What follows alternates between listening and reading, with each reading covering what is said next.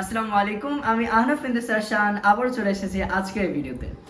আমরা সকলেই জানতে চাই যে what are the ways to improve English speaking. আমরা সবসময় এই ওয়েটা ফাইন্ড আউট করতে চাই যে কেমন করে প্র্যাকটিস করলে আমাদের ইংলিশটা খুব ইজিলি আমাদের স্পিকিংয়ের ক্ষেত্রে ডেভেলপ করা যাবে। কিন্তু আমরা কি এটা আদৌ জানার চেষ্টা করি যে এমন কি কি রিজনস আছে যেটার জন্য আমাদের ইংলিশ স্পিকিং বাধাপ্রাপ্ত হয় বা আমরা ভালোভাবে ইংলিশে কথা বলতে পারছি না। সো আজকের আমাদের এই ভিডিওতে আমরা এমন কিছু টপিকস নিয়ে ডিসকাস করব পয়েন্ট আউট করে, যেটা আমাদেরকে আমাদের ইংলিশ স্পিকিং ডেভেলপ করার ক্ষেত্রে অবস্ট্যাকল হিসেবে কাজ করছে। সো চলেন শুরু করা যাক। Point number one, and this is the most dangerous point where majority person এসে আটকে যায়, সেটা হচ্ছে থিঙ্কিং অ্যাবাউট গ্রামার। ধরেন আপনি একটা সেন্টেন্স বলবেন, আপনি সেন্টেন্সের মধ্যে হ্যাজ ব্যবহার করবেন না হ্যাভ ব্যবহার করবেন, আর্টিকেলস কোনটা ব্যবহার করবেন, এ নাকি দা, অথবা দায়ের প্রোনাউন্সিয়েশন কি দা হবে না দি হবে, কোনটা হবে, আপনি কোন প্রিপোজিশন ব্যবহার করবেন। ও মাই গাশ, আপনি শুরু করছেন কেবল ইংলিশ স্পিকিং অ্যান্ড ঠিক এই সময় এসে এত বাধাপ্রাপ্ত আপনি হয়ে যাচ্ছেন যে এমন একটা ফিল্ডে আপনি আটকায় যাচ্ছেন যে আপনি স্টার্টই করতে পারছেন না।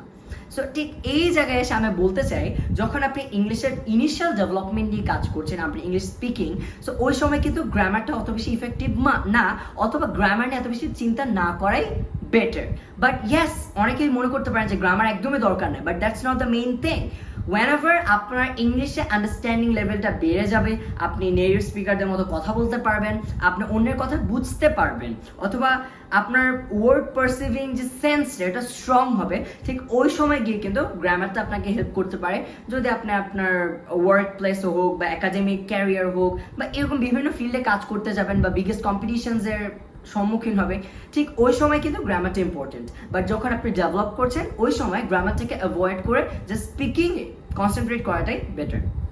পয়েন্ট নাম্বার 2, আমাদের ম্যাক্সিমামের হ্যাবিট হচ্ছে এই জায়গায়, সেটা হচ্ছে কোনো একটা জিনিস পড়ছি আমরা, প্রত্যেকটা ওয়ার্ড বাই ওয়ার্ড মিনিং যদি না বুঝি, তাহলে প্রত্যেকটা ওয়ার্ড ইন্ডিভিজুয়াল ওয়ার্ড নিয়ে নিয়ে গুগলে সার্চ করে তার মিনিং বের করি এবং আস্তে আস্তে সুন্দর করে ওয়ার্ড বাই ওয়ার্ড আমরা মিনিং বুঝি। দ্যাটস ভেরি গ্রেট, বাট আমাদের অ্যাডভান্সড ইংলিশ লার্নিংয়ের ক্ষেত্রে সারা ওয়ার্ল্ড ওয়াইজ কয়েকটা থিওরিজ আছে। সো সেখানে এই থিওরিটা আছে যে যদি আপনি ম্যাক্সিমাম মানুষের যেটা হয় যে ওয়ার্ড বাই ওয়ার্ড আপনি মিনিং ফাইন্ড আউট করে আগাতে চান, তাহলে ধরেন একটা 5 লাইনের প্যারাগ্রাফ আপনি পড়ছেন কিন্তু এটা শেষ করতে 10 মিনিট লেগে যাচ্ছে।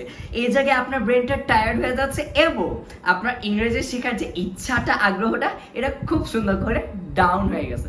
So at the very first word by word meaning বোঝাটা কিন্তু অত বেশি ইম্পর্টেন্ট না। আপনি কি করতে পারেন, পুরো প্যারাগ্রাফটা পড়ে যদি পুরো হোল প্যারাগ্রাফের যদি ইনার মিনিংটা আপনি গ্রাফ করতে পারেন, এটাই কিন্তু আপনার first success. So at the very first আপনার প্রত্যেকটা ওয়ার্ডের মিনিং বের করে পড়তে আপনার নিজেরই আগ্রহটাই কিন্তু হারিয়ে যাবে। So there is no need to try to understand the meaning of every word. The main thing that you should try is to observe the inner meaning of the whole paragraph that you are reading. Number 3, the most important point, আমরা maximum যে ভুলটা করে থাকি, আমাদের speaking develop করার জন্য আমরা রিডিংয়ে focus করে থাকি। কিন্তু যদি আমরা স্পিকিং ডেভেলপ করতে চাই, বেস্ট ওয়ে হবে যদি আমরা আমাদের লিসেনিংয়ে ফোকাস করি। লিসেনিংকে বেশি প্রায়োরিটাইজ করার মাধ্যমে আমরা ইজিলি আমাদের স্পিকিং ডেভেলপ করতে পারি। এখন আপনার প্রশ্ন, কেমন করে? যেমন কোন একটা বেবি যে অ্যারাবিক কান্ট্রিতে বর্ন হলো, সে কিন্তু অবশ্যই আমাদের থেকে ভালো অ্যারাবিক বলতে পারবে, অথবা আমরা কিন্তু ওদের থেকে ভালো বাংলায় কথা বলতে পারবো যারা বাংলাদেশে জন্ম। এখন কেন সেটা?